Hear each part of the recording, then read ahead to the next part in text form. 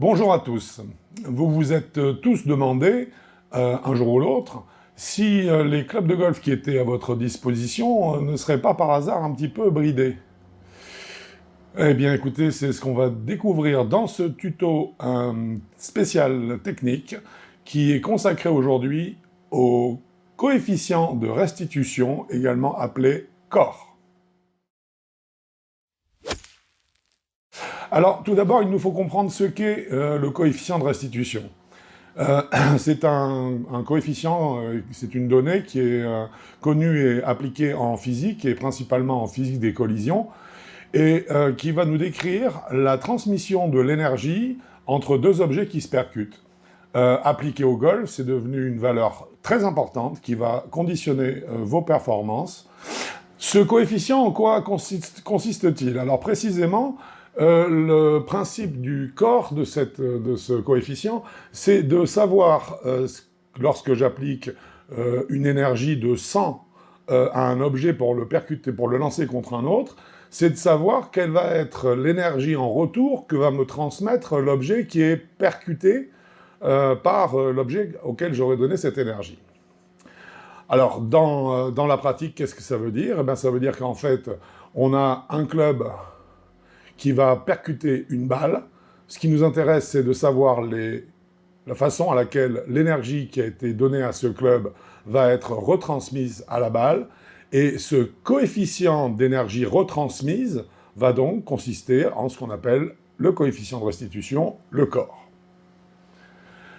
Alors à la réponse, est-ce que vos clubs sont bridés? Eh bien quelque part on pourrait dire que oui, hein, ils le sont.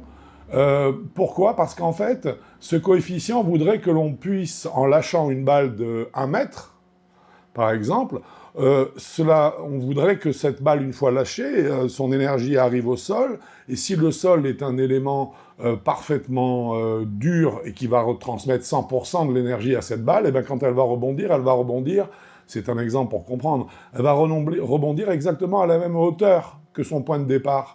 C'est-à-dire qu'elle aura une retransmission, parce que c'était un sol très particulier, une retransmission de son énergie qui va être de 100%. Je lance ma balle d'1 mètre, elle tombe au sol et elle remonte à 1 mètre précisément. Ici.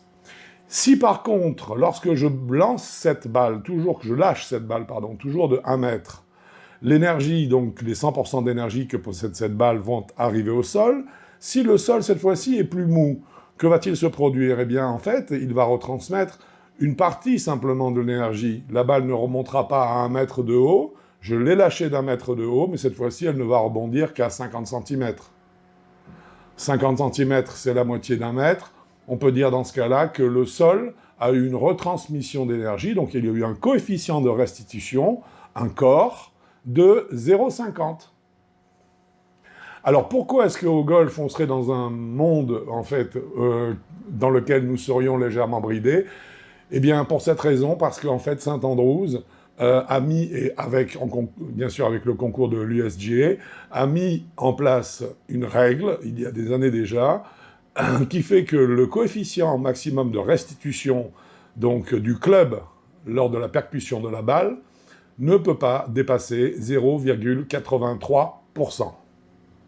Pour revenir à notre petite explication, cette balle lâchée à 1 mètre, selon St Andrews et selon l'USGA, lâchée à 1 mètre, elle doit toucher le club, et quand elle va remonter, elle ne doit pas remonter plus haut que 83 cm. Si elle dépasse les 83 cm, votre club n'est plus homologable. Vous êtes en dehors des clous, et donc, en fait, ce club ne sera pas autorisé à la vente. Ou en tout cas, il ne sera pas possible de le jouer en compétition, bien sûr. Bien évidemment, ce COR est une donnée non modifiable. Le fabricant de clubs a réussi à donner un COR le plus proche possible de 0,83 au club qu'il met sur le marché. Oui. Il ne sera pas possible pour vous, en dehors de vérifier cette donnée, mais qui est fondamentale dans le choix de vos clubs, il ne sera pas possible de vérifier le COR ni de l'améliorer.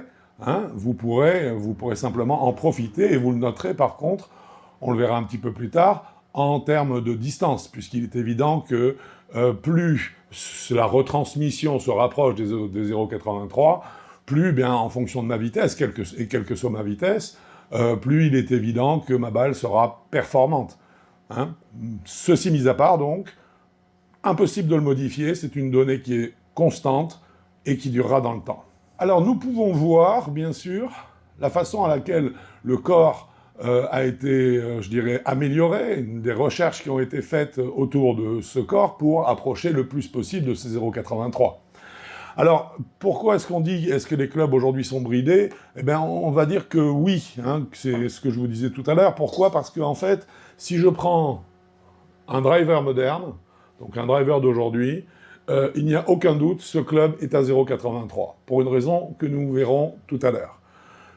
Par contre, on va voir que si j'interviens sur des clubs qui sont par exemple des fers, cette fois-ci, mon corps va être plus bas. Qu'est-ce que ça veut dire? Ça veut dire qu'en fait, aujourd'hui, nous avons un corps moyen pour les fers qui est de l'ordre de 0,78, 0,80. On était encore à 0,75 il n'y a pas très longtemps, à peine quelques années. Alors que les bois, eux, c'est le contraire. Hein. Eux, ils arrivent parfaitement à coller à ces 0,83 et les fabricants doivent même faire des efforts pour que le club ne soit pas surpuissant, hein, qu'il n'ait pas un coefficient de restitution qui soit de 0,88 par exemple, parce que sinon le club ne serait pas vendable. Donc aujourd'hui le corps est atteint de 0,83 sur les clubs qui offrent la superficie de frappe la plus large, on verra tout à l'heure pourquoi, alors qu'on en est toujours, bien que certains fers y arrivent, hein, on a des séries de fers qui sont à 0,83, on arrive toujours sinon à être aux alentours de 0,80 aujourd'hui sur les fers modernes, mais on a encore du mal à venir gagner ces 0,03 points qui nous permettraient d'exploiter le club à son maximum. À titre d'information, 0,01 point de corps correspond à une augmentation de distance de votre cou, quel que soit le club, de 2 mètres. Donc il s'agit d'un élément important, parce que vous voyez comme en passant par exemple sur une série de fers, en passant par exemple de 0,76 à 0,83, ouais, eh bien, on a quand même 14 mètres d'écart. Hein, donc ça veut dire qu'il y a un club qui, en étant collé à la limite, vous donnera un maximum de puissance, et un autre qui, avec le même coup, hein, aura une restitution beaucoup plus faible. Alors pourquoi ce problème de corps qui est atteint, voire dépassé sur les clubs qui offrent une grande surface de frappe, et qui, au contraire, est plus difficile à atteindre sur les clubs qui ont un plus petit volume? Alors, on va le comprendre, hein, il y a un phénomène qui va expliquer ça, hein, c'est ce qu'on appelle l'effet trampoline. Hein, et on va voir que l'effet trampoline est indissociable de la notion de corps, donc de coefficient de restitution. Parce que jusque-là, bah, le corps, on a à peu près compris ce que c'était, quoi. Hein, c'est la retransmission de l'énergie que le club va donner à la balle. Oui. Alors, en ça, bien sûr, le premier point qui va compter, ça va être le type de matériau que je vais employer. Il est évident que le coefficient de restitution avec un club, une face de club en métal, par exemple, va être plus important que si j'utilise une face de club ou un insert en plastique ou en ivoire, comme ça se faisait il y a encore une cinquantaine d'années. Donc, pour arriver à trouver ce matériau, bah, il y a une grande exploration qui est faite autour de la planète pour trouver des alliages qui vont être les plus durs possibles, parce qu'on imagine bien que plus une matière de tête de club est dure, plus la balle va rebondir dessus fortement, et donc plus je vais avoir un coefficient de restitution élevé. Alors, qu'est-ce que l'on note comme matériaux très durs qui peuvent me donner un coefficient de restitution maximal?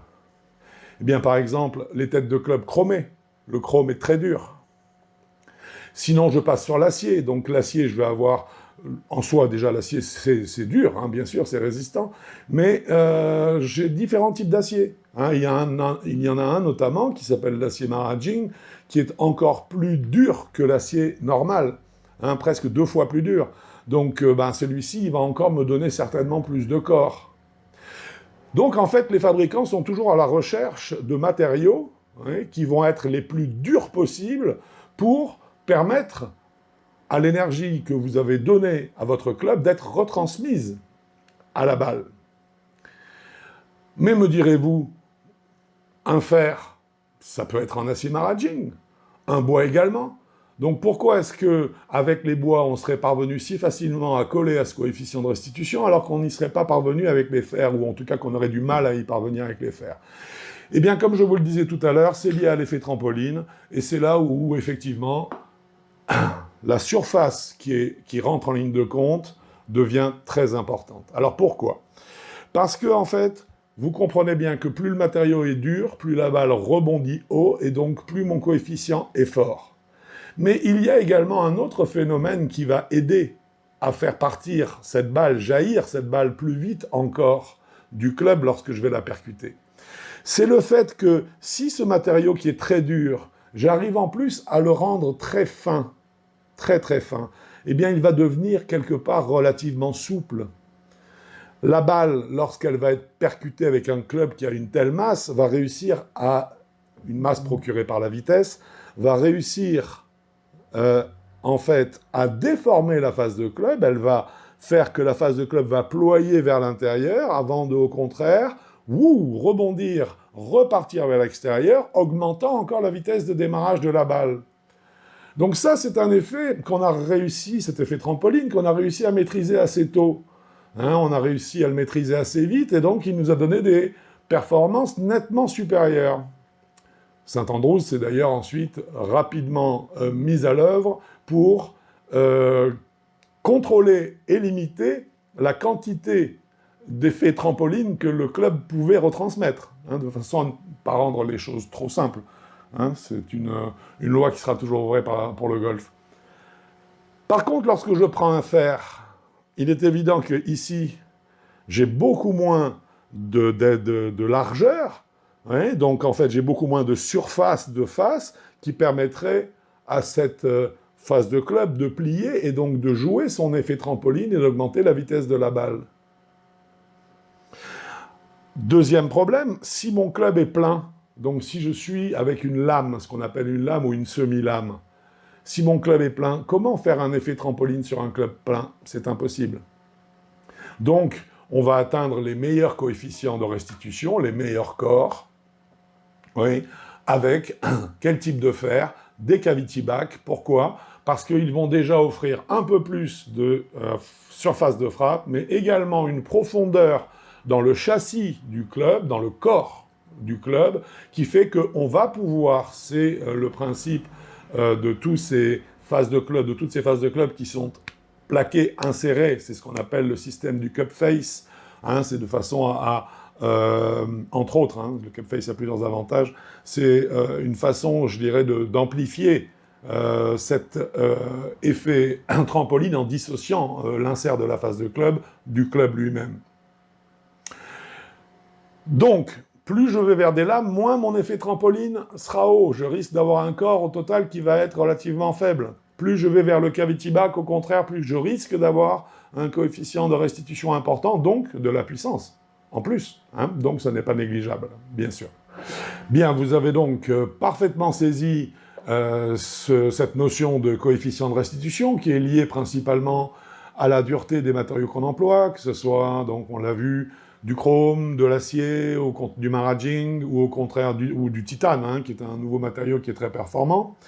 Et on a l'effet trampoline, à côté de ça, qui lui va augmenter par un système d'élasticité du métal, de la phase de club en fait, d'élasticité de la phase de club, qui va permettre donc la compression et l'extension, qui va augmenter donc la vitesse de démarrage de la balle de façon à améliorer la totalité en fait du corps.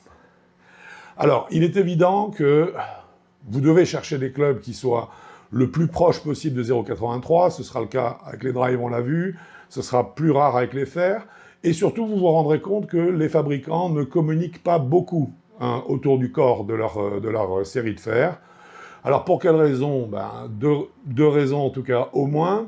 La première, c'est que il est difficile si on annonce qu'une série, une année, une série de fers a atteint les 0,83, il est difficile l'année suivante de dire qu'on a trouvé un club, que la mouture de l'année, la nouvelle mouture, fasse mieux que la précédente, puisque de toute façon, on ne peut pas dépasser 0,83 ou bien le club n'est pas homologué, donc il n'est pas vendable.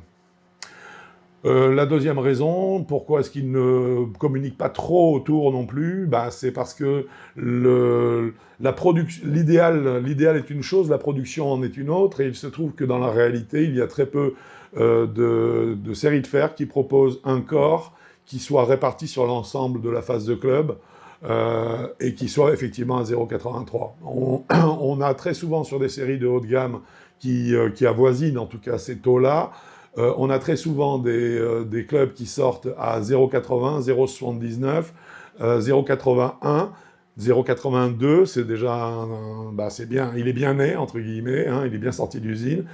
Et tous ceux, il faut le savoir, tous les clubs qui en usine sortent à 0,83 de corps ne sont pas pour la vente grand public. Hein, on les sort de la série de production et ils vont directement pour les joueurs professionnels sur le circuit. Hein. Donc, d'où quand même l'importance de ce corps dans, je dirais, dans la performance, notamment celle des champions. Hein.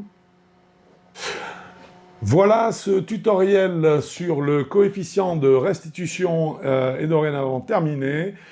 J'espère qu'il vous aura plu et je vous dis à très bientôt sur Avigolf. Bon golf à vous!